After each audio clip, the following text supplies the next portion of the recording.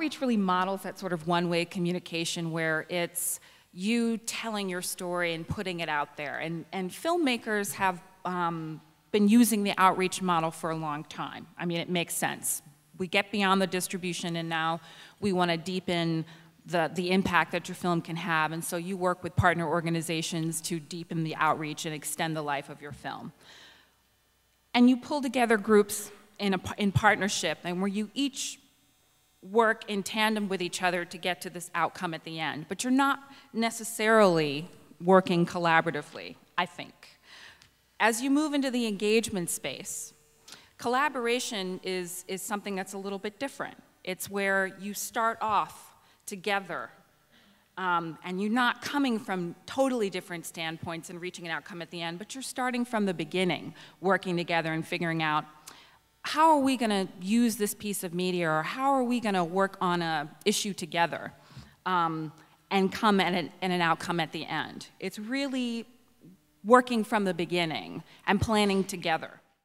I just want to say one thing about this type of social activism collaboration that we're doing and distribution, because often people think, well, if you're going to do that type of work, you have to take a vow of poverty. And in fact, if you use traditional distribution methods, it doesn't really work with the type of activity I've just described, because if you have a single distributor, exclusive, pay for every view, you can't do the type of work I'm talking about.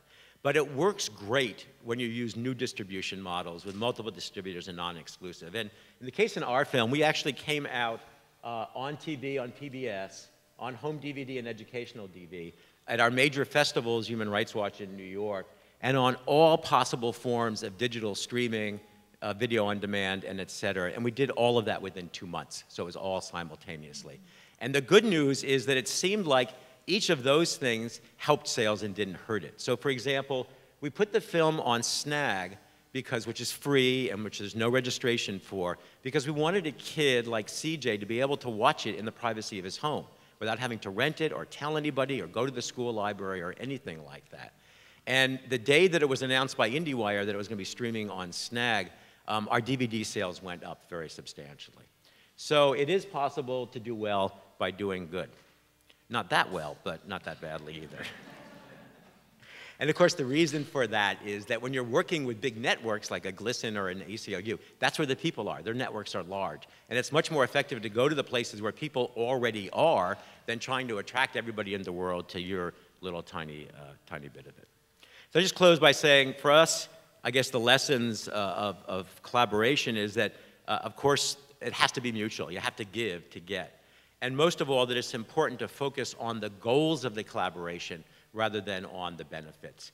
And I think that if we can focus on the goals that we're trying to achieve, that's the best way to get our stories out off of these computers and out to people and communities where they can really make a difference. So, thanks.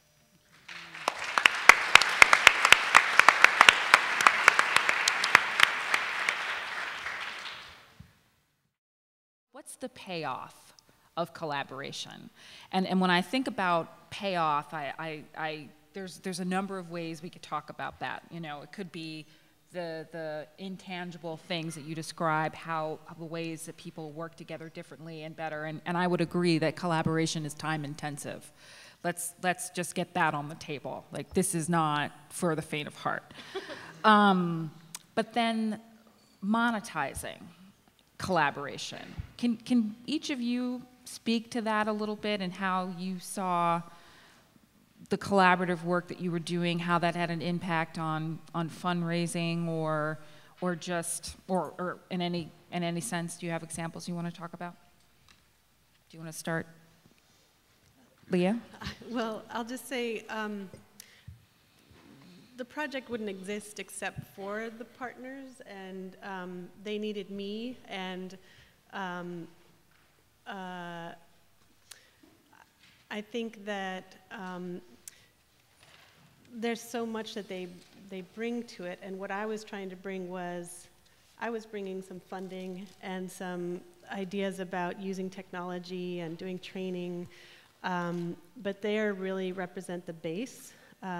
And right now, because we're in this kind of beta phase where we're kind of talking to ourselves, every once in a while there's a story that kind of gets outside of the network, but the website right now is really kind of solidifying the base, and the contributors represent people from different walks of life and different sectors there.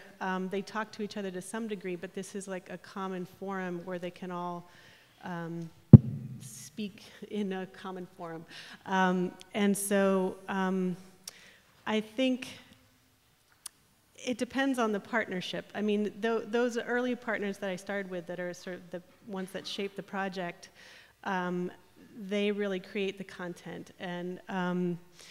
And then because of the BP disaster, there were a lot of other partners that have arrived, and there are now a number of citizen journalism projects, and we no longer have to reinvent the wheel or start from scratch, because we can feed our people into these other programs that are already happening. And so I don't know if I answered your question, but well, I think what I'm getting out of what you just said is that there's a way in which the collaboration has helped populate your web content. That's one way. Brought funding to your project, right? Is that another?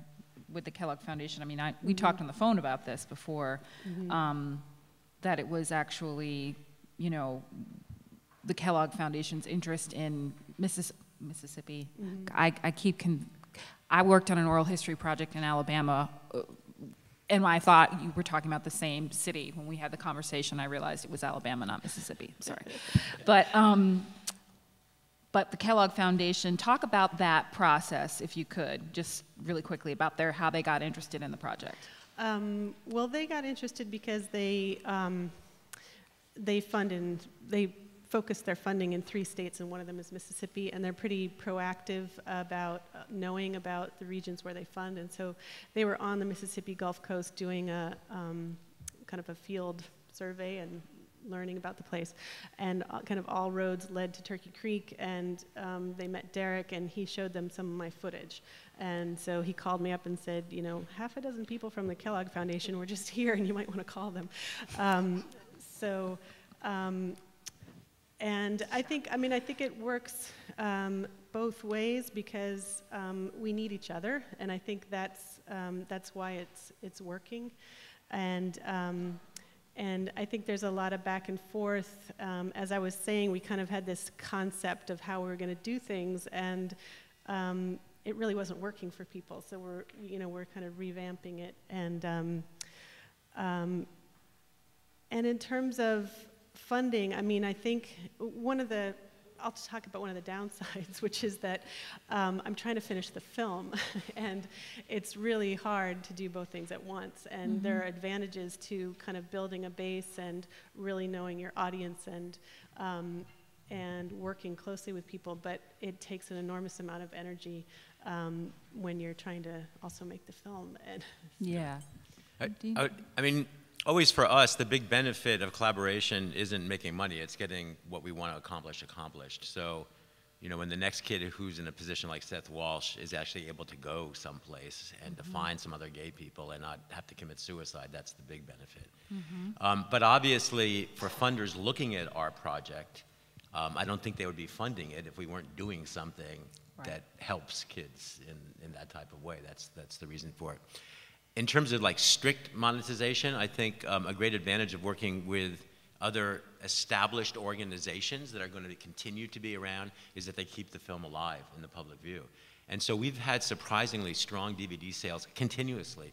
And we've seen lots of other films that have had, you know, bigger festival presence than us come on the market, peak very quickly, and then just kind of disappear. And ours has just continued and continued because people are hearing about it, and then they're buying it for their homophobic aunt, or they're sending it to their kid's school, or whatever. So I think that actually that actually helps, because the main limiting factor for all of our types of films, it isn't whether you're going to see it on TV or the movie; it's whether you've ever heard about it. So it's that getting the word out that's the most important thing. Did you want to?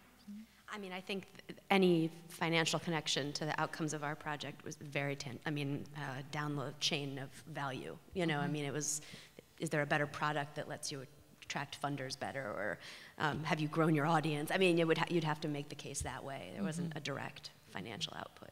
Okay. Hi, I was wondering if you could talk about some of the sort of pros and cons of establishing formal collaborations between institutions versus establishing networks that allow people to collaborate with one another and with you. What are the sort of, differences between those two approaches? I have an immediate thought on that one. Well, formal partnerships between organizations, you have all the nonsense that comes with organizations. But you also, if there's any funding attached, I think at that level, having somebody who is keeping an eye on the partnership and whose job it is to, again, connect the dots and be opportunistic is a huge added value that can really grow the impact of the work.